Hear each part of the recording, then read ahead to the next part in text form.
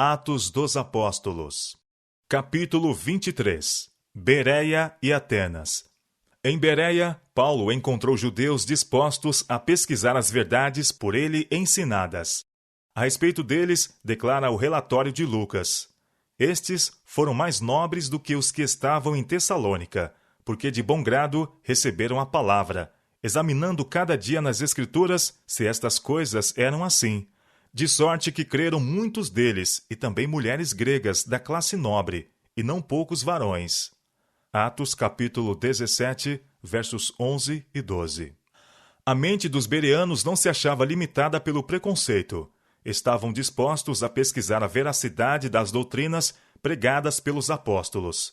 Estudavam a Bíblia não por curiosidade, mas para que pudessem aprender o que havia sido escrito a respeito do Messias prometido. Diariamente examinavam os relatos inspirados, e ao compararem texto com texto, anjos celestiais se colocavam ao lado deles, iluminando-lhes a mente e impressionando-lhes o coração. Onde quer que as verdades do Evangelho sejam proclamadas, os que honestamente desejam proceder com retidão serão levados a exame diligente das Escrituras. Se nas cenas finais da história da Terra, aqueles a quem são proclamadas verdades decisivas seguissem o exemplo dos bereanos, examinando diariamente as Escrituras e comparando com a palavra de Deus as mensagens a eles levadas, haveria hoje em dia grande número de pessoas leais aos preceitos da lei de Deus, onde agora existem relativamente poucos. Mas, quando são apresentadas verdades bíblicas impopulares, muitos se recusam a pesquisá-las. Embora incapazes de refutar os claros ensinos das Escrituras, manifestam extrema relutância em estudar as evidências oferecidas. Alguns presumem que, mesmo sendo essas doutrinas verdades incontestes, pouco importa aceitarem ou não a nova luz, e apegam-se a fábulas agradáveis usadas pelo inimigo para desviar as pessoas. Assim são suas mentes cegadas pelo erro e ficam separados do céu. Todos serão julgados de acordo com a luz que tem sido dada. O Senhor envia embaixadores com a mensagem de salvação, e aos que a ouvem, ele faz responsáveis pela maneira por que tratam as palavras de seus servos. Os que sinceramente buscarem a verdade pesquisarão cuidadosamente à luz da palavra de Deus as doutrinas a eles apresentadas. Os judeus incrédulos de Tessalônica, cheios de ciúme e ódio contra os apóstolos, e não satisfeitos com havê-los expulsado de sua própria cidade, seguiram-nos até Bereia e levantaram contra eles as paixões excitáveis da classe mais baixa. Temendo que seria exercida violência contra Paulo, caso ele permanecesse ali, os irmãos o enviaram para Atenas, acompanhado de alguns novos conversos bereanos. Assim a perseguição seguiu os pregadores da verdade de cidade em cidade.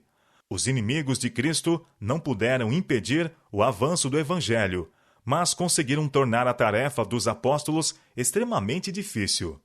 Embora em face de oposição e conflito, Paulo prosseguia firmemente, determinado a executar o propósito de Deus a ele revelado na visão de Jerusalém.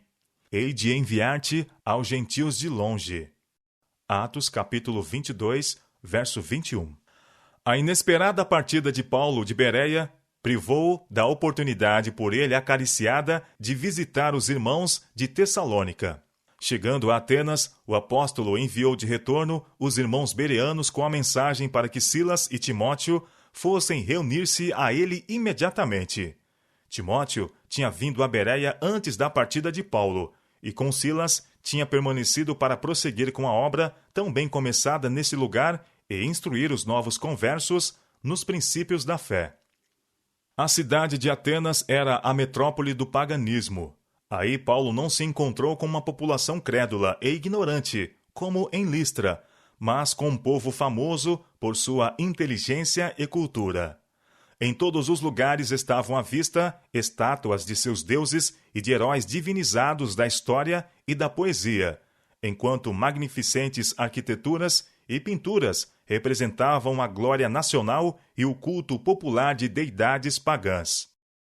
O senso do povo estava empolgado com o esplendor e a beleza da arte. De todos os lados, santuários, altares e templos, representando enorme despesa, exibiam suas formas maciças. Vitória das armas e feitos de homens célebres eram comemorados pela escultura, relicários e placas. Tudo isso fez de Atenas uma vasta galeria de arte. Olhando Paulo a beleza e a grandeza que o rodeavam, e vendo a cidade toda entregue à idolatria, seu espírito se encheu de zelo por Deus, a quem via desonrado por todos os lados. Seu coração se comoveu de piedade pelo povo de Atenas, que apesar de sua cultura intelectual, era ignorante do verdadeiro Deus. O apóstolo não se deixou seduzir pelo que viu nesse centro de cultura. Sua natureza espiritual estava tão atenta às atrações das coisas celestiais que a alegria e magnificência das riquezas que nunca perecerão tornavam de nenhum valor aos seus olhos a pompa e o esplendor daquilo que o circundava. Vendo a magnificência de Atenas, ele compreendeu seu poder sedutor sobre os amantes da arte e da ciência, e seu espírito ficou profundamente impressionado com a importância da obra que tinha diante de si. Nessa grande cidade, onde Deus não era adorado, Paulo foi oprimido por um sentimento de solidão e anelou a simpatia e o auxílio de seus colaboradores. No que respeita à amizade humana, sentia-se inteiramente só. Em sua epístola aos Tessalonicenses, ele exprimiu seus sentimentos nas palavras: deixar-nos ficar sós em Atenas. 1 Tessalonicenses, capítulo 3, verso 1. Obstáculos aparentemente intransponíveis se apresentaram diante dele, fazendo com que se lhe afigurasse quase sem esperança a tentativa de alcançar o coração do povo. Enquanto esperava por Silas e Timóteo, Paulo não ficou ocioso. Dissertava na sinagoga entre os judeus e os piedosos, também na praça todos os dias entre os que se encontravam ali. Atos capítulo 17, verso 17. Mas a sua principal obra em Atenas era levar as boas novas de salvação aos que não tinham clara concepção de Deus e de seu propósito em favor da raça caída. O apóstolo logo havia de enfrentar o paganismo em sua forma mais sutil e sedutora. Não demorou que os grandes homens de Atenas ouvissem a respeito da presença de mestre tão singular em sua cidade, que estava apresentando perante o povo doutrinas novas e estranhas. Alguns desses homens procuraram Paulo e entraram em conversação com ele. Logo, uma multidão de ouvintes se lhes reuniu em torno. Alguns estavam preparados para ridicularizar o apóstolo como alguém que estivesse muito abaixo deles, tanto intelectual como socialmente, e esses diziam zombeteiros: que quer dizer este paroleiro? Outros, porque lhes anunciava a Jesus e a ressurreição, diziam: parece que é pregador de deuses estranhos. Atos capítulo 17, verso 18. Entre os que se encontraram com Paulo na praça, havia alguns dos filósofos epicureus e estoicos. Mas esses e todos os demais que entraram em contato com ele, logo viram que ele tinha um conhecimento superior, mesmo ao deles. Sua capacidade intelectual impunha respeito aos letrados, ao passo que seu fervoroso e lógico raciocínio e seu poder de oratória captavam a atenção de todo o auditório. Seus ouvintes reconheciam que ele não era nenhum aprendiz, mas era capaz de enfrentar todas as classes com argumentos convincentes em favor das doutrinas que ensinava. Assim, o apóstolo permaneceu invicto, enfrentando seus opositores no próprio terreno deles. Contrapondo lógica a lógica, filosofia a filosofia, eloquência a eloquência. Seus oponentes pagãos chamavam-lhe a atenção para o fim de Sócrates, que por ser pregador de deuses estranhos tinha sido condenado à morte, e aconselhavam Paulo a não pôr sua vida em perigo enveredando pelo mesmo caminho. Mas os discursos do apóstolo cativavam a atenção do povo, e sua sabedoria sem afetação impunha-lhes admiração e respeito. Ele não foi posto em silêncio pela ciência, nem pela ironia dos filósofos, e convencendo-se de que ele estava disposto a concluir sua missão entre eles, e apesar dos riscos, a contar sua história, decidiram ouvi-lo com boa disposição. Portanto, conduziram-no ao Areópago. Esse era um dos locais mais sagrados de Atenas, e suas evocações e reminiscências eram tais que o faziam ser considerado com uma supersticiosa reverência que na mente de alguns chegava ao terror. Era nesse local que os assuntos relacionados com a religião eram muitas vezes considerados cuidadosamente por homens que atuavam como juízes finais em todas as questões mais importantes, tanto morais como civis. Ali, afastado do ruído e agitação das ruas apinhadas e do tumulto da discussão promíscua, o apóstolo podia ser ouvido sem interrupção. Ao seu redor reuniram-se poetas, artistas e filósofos, intelectuais e sábios de Atenas, que a ele assim se dirigiram. Poderemos nós saber que nova doutrina é essa de que falas? Pois coisas estranhas nos trazes aos ouvidos. Queremos, pois, saber o que vem a ser isto. Atos, capítulo 17, versos 19 e 20. Nessa hora de solene responsabilidade, o apóstolo estava calmo e confiante. Tinha o coração possuído de importante mensagem, e as palavras que lhe caíram dos lábios convenceram seus ouvintes de que ele não era nenhum paroleiro. Varões atenienses, disse ele, em tudo vos vejo um tanto supersticiosos, porque passando eu e vendo os vossos santuários, achei também um altar em que estava escrito, ao Deus desconhecido. Esse, pois, que vós honrais, não o conhecendo, é o que eu vos anuncio. Atos, capítulo 17, versos 22 e 23. Com toda a sua inteligência e conhecimento generalizado, eram eles ignorantes do Deus que criara o universo. Alguns, todavia, que ali estavam, almejavam maior luz, estavam procurando alcançar o infinito. Com a mão estendida em direção ao templo apinhado de ídolos, Paulo esvaziou seu coração e expôs os erros da religião dos atenienses. Os mais sábios entre seus ouvintes ficaram admirados ao atentarem para sua argumentação. Ele mostrou estar familiarizado com suas obras de arte, literatura e religião. Apontando para o estatuário e ídolos deles, declarou que Deus não pode ser assemelhado à forma de imaginação humana. Aquelas imagens esculpidas não podiam, mesmo da maneira mais pálida, representar a glória de Jeová. Fê-los pensar no fato de que aquelas imagens não tinham vida, mas eram controladas pelo poder humano, movendo-se apenas quando as mãos dos homens as moviam, de maneira que os adoradores eram, em tudo, superiores ao objeto adorado. Paulo levou a mente de seus ouvintes idólatras para além dos limites de sua falsa religião, a uma visão correta da divindade a que eles denominaram Deus desconhecido. Este ser que ele agora lhes anunciava era independente do homem, nada necessitando das mãos humanas que lhe viesse acrescentar poder e glória. O povo foi tomado de admiração pela fervorosa e lógica apresentação feita por Paulo dos atributos do verdadeiro Deus, seu poder criador e a existência de sua soberana providência. Com ardente e poderosa eloquência, o apóstolo declarou: o Deus que fez o mundo e tudo o que nele há, sendo o Senhor do céu e da terra, não habita em templos feitos por mãos de homens, nem tampouco é servido por mãos de homens, como que necessitando de alguma coisa, pois ele mesmo é quem dá a todos a vida, e a respiração, e todas as coisas. Atos capítulo 17, versos 24 e 25. Os céus não eram suficientemente grandes para conter Deus, quanto mais os templos, feitos por mãos humanas. Nesse século de tantas diferenças sociais, quando os direitos dos homens não eram muitas vezes reconhecidos, Paulo expôs a grande verdade da fraternidade humana, declarando que Deus, de um só, fez toda a geração dos homens para habitar sobre toda a face da terra. À vista de Deus, todos são iguais, e cada ser humano deve ao Criador suprema obediência. Então, o apóstolo mostrou como, mediante todo o trato de Deus com os homens, seu propósito de graça e misericórdia corre como um fio de ouro.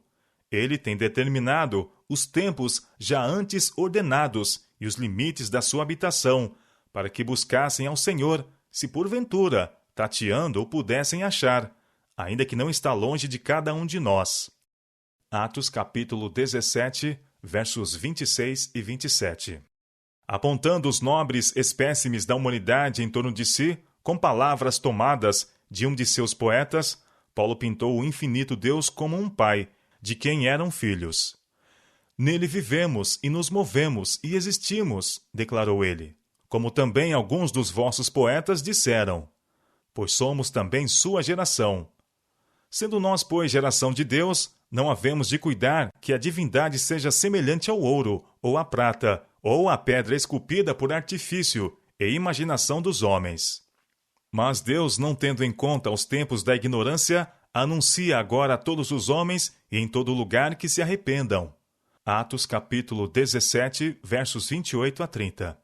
Nos séculos de treva que precederam o advento de Cristo, o divino soberano passou por alto a idolatria dos gentios, mas agora, por intermédio de seu Filho, enviara ele aos homens a luz da verdade, e esperava de todos o arrependimento para a salvação, não somente do pobre e humilde, mas também do altivo filósofo e dos príncipes da terra. Porquanto tem determinado um dia em que com justiça há de julgar o mundo por meio do varão que destinou. E disto deu clareza a todos, ressuscitando dos mortos. Como Paulo se referisse à ressurreição dos mortos, uns escarneciam e outros diziam: acerca disso te ouviremos outra vez. Atos capítulo 17, versos 31 e 32. Terminou assim o trabalho do apóstolo em Atenas, o centro da cultura pagã, pois os atenienses, apegando-se persistentemente à sua idolatria, viraram as costas à luz da verdadeira religião. Quando um povo está inteiramente satisfeito com suas próprias realizações, pouco mais se pode esperar dele. Conquanto, presumindo-se de refinamento e instrução, os atenienses estavam se tornando constantemente mais corruptos e mais satisfeitos com os vagos mistérios da idolatria. Entre os que ouviram as palavras de Paulo estavam alguns a cuja mente as verdades apresentadas levaram à convicção, mas eles não se quiseram humilhar para conhecer a Deus e aceitar o plano da salvação. Nenhuma eloquência de palavras, nem força de argumentos pode converter o pecador. Somente o poder de Deus pode imprimir a verdade no coração. Aquele que persistentemente se desvia desse poder não pode ser alcançado. Os gregos buscavam a sabedoria, e a mensagem da cruz era para eles loucura, porquanto valorizavam sua própria sabedoria mais que a sabedoria que vem do alto. Em sua sabedoria humana e orgulho intelectual se encontra a razão por que a mensagem do Evangelho teve comparativamente pouco êxito entre os atenienses. Os sábios, segundo o mundo, que forem a Cristo como pobres e perdidos pecadores, tornar-se-ão sábios para a salvação. Mas os que a ele forem como pessoas de importância, gabando-se de sua própria sabedoria, deixarão de receber a luz e o conhecimento que só ele pode dar. Assim enfrentou Paulo o paganismo de seus dias. Seus esforços em Atenas não foram inteiramente vão. Dionísio, um dos mais preeminentes cidadãos, e alguns outros aceitaram a mensagem do Evangelho e uniram-se completamente aos crentes. Para que se visse como Deus, por intermédio de seu servo, repreendeu a idolatria e os pecados de um povo orgulhoso e presumido, a inspiração nos deu este apanhado da vida dos atenienses, que com todo o seu conhecimento, refinamento e arte, estavam, não obstante, chafurdados no vício. As palavras do apóstolo e a descrição de sua atitude e circunstâncias, tais como as traçou a inspiração, deviam atingir todas as gerações futuras, dando testemunho de sua inamovível confiança, sua coragem na adversidade e a vitória por ele obtida para o cristianismo no coração do paganismo. As palavras de Paulo contêm um tesouro de conhecimento para a igreja. Estava ele numa posição em que facilmente poderia ter dito qualquer coisa que teria irritado seus orgulhosos ouvintes, colocando-se em dificuldade.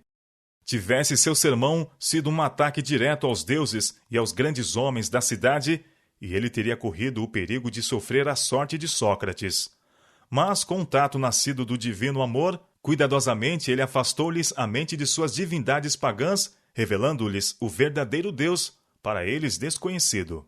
Hoje, as verdades das Escrituras devem ser levadas perante os grandes homens do mundo, para que possam escolher entre a obediência à lei de Deus e a aliança com o príncipe do mal.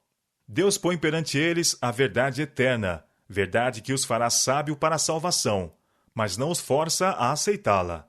Se lhe voltam as costas, ele os deixa entregues a si mesmos, para que se fartem com os frutos de suas próprias ações.